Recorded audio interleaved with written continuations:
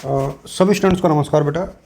इस छोटे से वीडियो में मैं आप लोगों के साथ लोक प्रशासन का एक और इम्पोर्टेंट क्वेश्चन यानी लोक प्रशासन का विकास कैसे हुआ है, ये क्वेश्चन काफ़ी इम्पोर्टेंट है सेमेस्टर में भी और सेमेस्टर फर्स्ट एमए में भी और बीए में भी।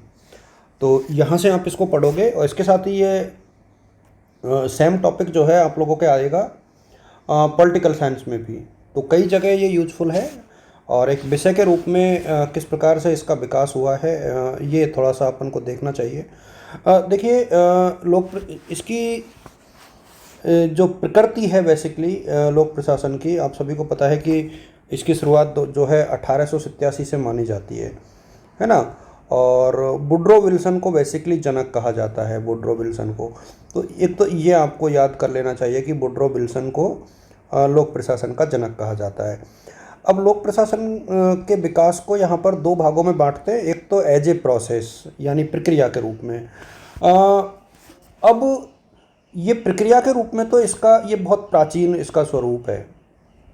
मतलब जब से राज्य है ना, चाहे राज्य प्राचीन काल से है तब से ही इसका जो है अस्तित्व पाया जाता है। प्रक्रिया के रूप में यदि बात करें तो चाहे वो मौर्य काल हो चाहे वो सल्तनत काल हो, तो सब में कहीं ना कहीं प्रशासन जो है प्रशासन की झलक देखने को मिलती है।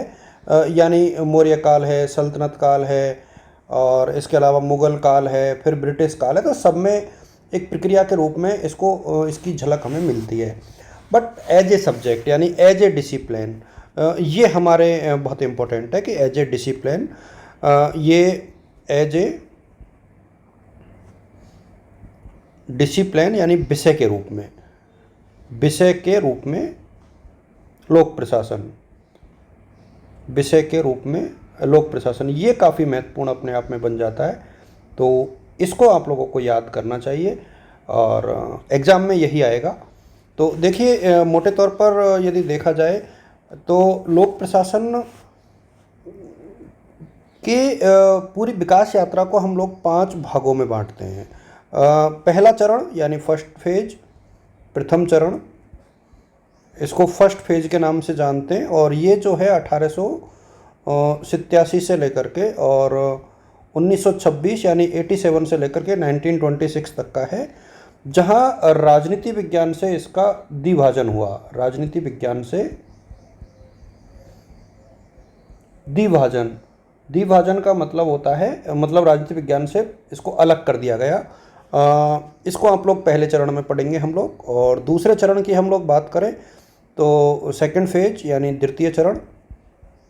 देखो, इनकी व्याख्या आप अलग से कर सकते हो, जब आप बुक में पढ़ोगे तो इसकी व्याख्या अलग से मिल जाएगी आपको। लेकिन मैं यहाँ पर आपको ये चरण आपको इस तरीके से ज़रूर बताने हैं जिससे कि आपके आंसर का एक प्रकार से बैकग्राउंड तैयार हो जाए। अब जैसे सेकंड फेज 1927 से शुरू होता है और 1937 तक चलता है। इसको गोल्डन पीरियड कहा जाता है, golden period of public administration या गोल्डन पीरियड ऑफ थ्योरीज, सिद्धांतों का स्वर्णकाल कहा जाता है इसको, सिद्धांतों का स्वर्णकाल, क्योंकि ढेर सारे सिद्धांत इस दरमियान आए थे, तो सिद्धांतों का स्वर्णकाल इसको बोला जाता है। आप लोग इसको इसी तरीके से याद करें। फिर यदि आप लोग तृतीय चरण की बात करोगे, तृतीय चरण, तो तृतीय चरण भी आप जो है देखोगे तो 1938 या 1938 से लेकर के और 1947 तक ये चलता है। और एक प्रकार से चैलेंजेज एंड क्रिटिसिज्म यानी आलोचनाएं और चुनौतियाँ, आलोचना एवं चुनौतियों का काल है ये, एवं चुनौतियाँ। पॉइंट वाइज आप लोग ऐसे कैसे इसको लिखोगे और इसमें थोड़ा थोड़ा वर्णन इनका करना है आपको। फिर फोर्थ फेज यानी चतुर्थ चरण। अब चतुर्थ चरण की जब हम लोग बात करते हैं तो यहाँ तो स्वरूप का ही एक प्रकार से संकट आ गया, स्वरूप की संकट अवस्था। और इसके बाद जो है परिपक्वता का काल यानी पांचवा जो है सबसे फेमस। चतुर्थ चरण को आप लोग यदि टाइम के हिसाब से बांटोगे तो 1948 से लेकर के 1970 तक का है। और जो पंचम चरण है यानी फिफ्थ फेज है, यदि इसकी हम लोग बात करें तो 1971 से लेकर के अब तक, और इसको हम लोग बोलते हैं परिपक्वता का काल यानी मैच्योरिटी का काल। का काल, और ये काफ़ी इम्पोर्टेंट है, इसलिए इसको आप लोगों को बहुत डिटेल से पढ़ना भी चाहिए और देखना भी चाहिए। अब यहाँ पर आप लोग देखोगे इनका अलग अलग हल्का हल्का सा वर्णन आपको करना चाहिए। जैसे कि पहला फेज मैंने आपसे कहा था कि फर्स्ट फेज है, प्रथम चरण। अब प्रथम चरण में आपको क्या क्या लिखना है, अब मोटी मोटी चीज़ें मैं आपको बता देता हूँ कि प्रथम चरण में क्या हुआ था। देखो, राजनीति मतलब राजनीति विज्ञान से इसको अलग किया गया, राजनीति से द्विभाजन यानी अलग कर दिया गया, और ये 1887 की बात है। और इस दरमियान द स्टडी ऑफ एडमिनिस्ट्रेशन एक मैगजीन थी, इसको भी आप लोग याद कर लें, ये अलग से पूछा जा सकता है। द स्टडी ऑफ एडमिनिस्ट्रेशन ये एक पुस्तक थी वुडरो विल्सन की, और यहीं से इसकी शुरुआत मानी जाती है। तो यहाँ आप लोग इसको बहुत अच्छे से पढ़िए, और ध्यान रहे इसके बाद इसको और थोड़ा सा आगे बढ़ाया था फ्रैंक गुडनाउ ने, फ्रैंक गुडनाउ, और इनको अमेरिकी लोक प्रशासन का जनक कहा जाता है, फ्रैंक गुडनाउ को। और इन्होंने जो है एक पुस्तक लिखी थी, ये काफ़ी फेमस है, 1900 में इन्होंने ये फेमस बुक लिखी थी, पॉलिटिक्स एंड एडमिनिस्ट्रेशन। अब ये चीज़ें आपको लिख लेनी चाहिए, जिससे कि एडमिनिस्ट्रेशन, तो जिससे कि आपको क्या है हेल्प मिलेगी बेसिकली, कि किस प्रकार से आपको आंसर राइटिंग करनी है। इसके बाद इसी में जो है एक बहुत फेमस बुक थी, जो जिसे लोक प्रशासन की सबसे पहली बुक माना जाता है, introduction to the study of public administration. ये पहली पुस्तक है, introduction to the study of public administration. ये पहली किताब है लोक प्रशासन की, जो एल.डी. व्हाइट ने लिखी है। ध्यान रहे, एल.डी. व्हाइट करके एक लोक प्रशासन के एक प्रसिद्ध विद्वान हुए हैं, एल.डी. व्हाइट ने इसको लिखा, और ये बहुत फेमस बुक है, इसलिए आप लोग इसको याद कर सकते हैं। अच्छा, ये पूरा काल हो गया जहाँ इसको अलग हुआ। इसके बाद आप देखोगे कि सेकंड फेज, तो सेकंड फेज में जो द्वितीय काल है बेसिकली 1927 से 1937 का, और मैंने आपसे कहा था कि सिद्धांतों का स्वर्ण काल है ये। अच्छा, क्यों है ये सिद्धांतों का स्वर्ण काल? स्वर्ण काल ये इसलिए सिद्धांतों का स्वर्ण काल है क्योंकि इस दरमियान जो है बहुत फेमस चीज़ें हुई।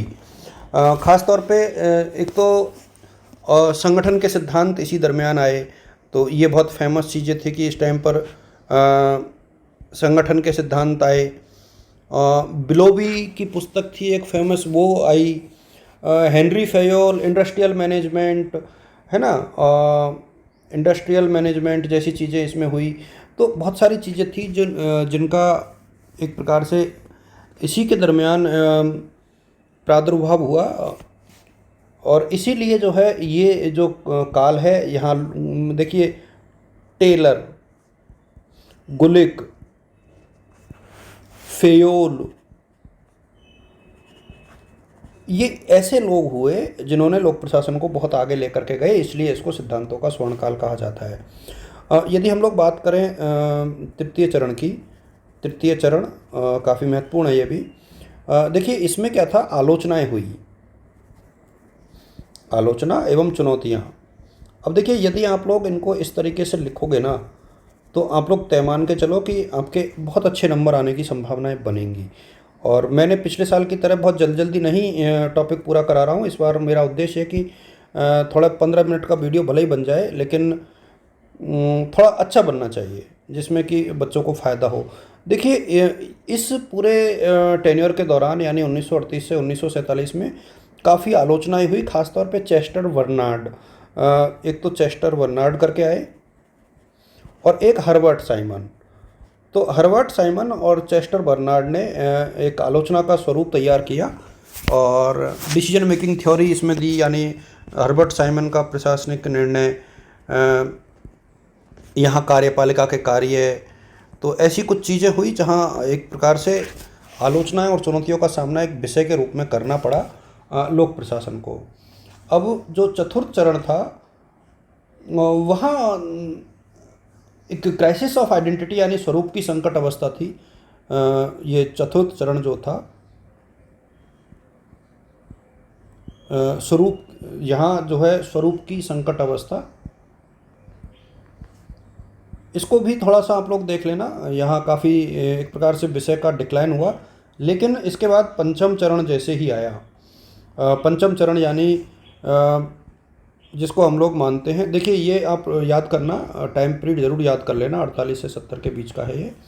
और जो फिफ्थ फेज है वो हमारा 1971 से अब तक है। इसमें क्या था, एक तो नवीन लोक प्रशासन का विकास हुआ और अन्य विषयों के साथ हम लोगों ने संबंध पढ़े। अन्य विषय जैसे economics, geography, sociology, public health, तो अन्य विषयों से संबंधों के बारे में बात किया। तो लोक प्रशासन एक प्रकार से ज़्यादा विस्तृत सब्जेक्ट के रूप में इसका विकास हुआ। और इस दरमियान जो है हम लोगों ने जो बाकी, एक तो तुलनात्मक लोक प्रशासन, एक दूसरे से तुलना करना, तुलनात्मक अध्ययन, प्रशासनिक व्यवस्थाओं की तुलना करना, सिद्धांतों की तुलना करना, तो इस प्रकार से ये पोर्शन जो है एक प्रकार से काफ़ी फेमस रहा और इस प्रकार से लोक प्रशासन एक विषय के रूप में विकसित हुआ। आई थिंक आपके ये क्वेश्चन समझ में आ गया होगा, उम्मीद करता हूँ।